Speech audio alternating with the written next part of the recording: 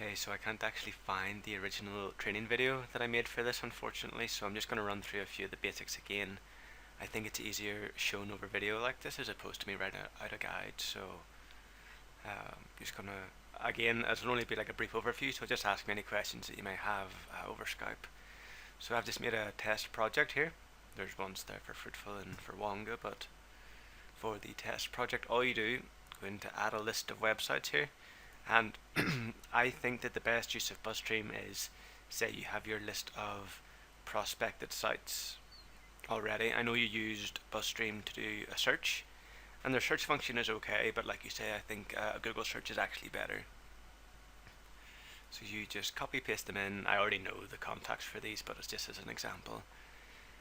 You select which project you want them in, current project. You can assign them to, well, there's only one person on the account anyway. For relationship states, just put them as not started, and if you want you can tag these in different ways, but these aren't particularly important. You choose to add websites, and basically, obviously, the bigger the list that you have, the longer this will actually take, but what BuzzStream will now do is actually look for discovered contact information. If I can just open this up. Yeah, so hopefully whenever I refresh we'll start to see some sort of evidence here. No. Okay, well, it must take longer than I thought then. But basically you will start to see information populate here. You can see it in some of the other files actually that you have already. Yeah. So like your discovered contact info starts to appear here. The only downside to this is you can't actually automatically have it add relevant email addresses. You have to go through and click on which one you actually want to add as a contact. And it's actually quite a useful feature. You just go through, and if you see an email address that looks like the best one, you click on add, and then it's going to appear in the email tab here. I think you've already been doing this, actually. I think you know from the looks of that. So anyway, that's the process. But once you have, okay, here we go. Well, most of these only have social, which kind of sucks. Maybe it's because they're all part of one webmaster's information. Well, ideally you will find discovered contact information here.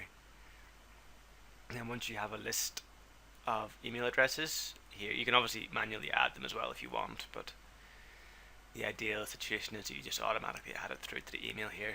Once you have that, what you can actually do is select which websites you want to do outreach for, in this case all of them, and then click outreach. Then you can either create a template or manage save templates. I'm just going to create one here. We'll have to connect to an email provider, and we can set up whoever we want there. You can have it as the Paula outreach email or something else. And actually I might just do that now.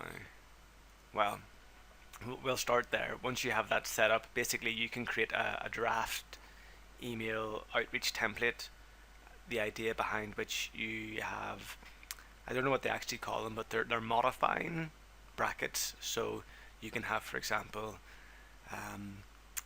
your subject line be interested in writing content for brackets domain name, and as you're going through the outreach process, BuzzStream will automatically populate whatever the next domain name is in the sequence.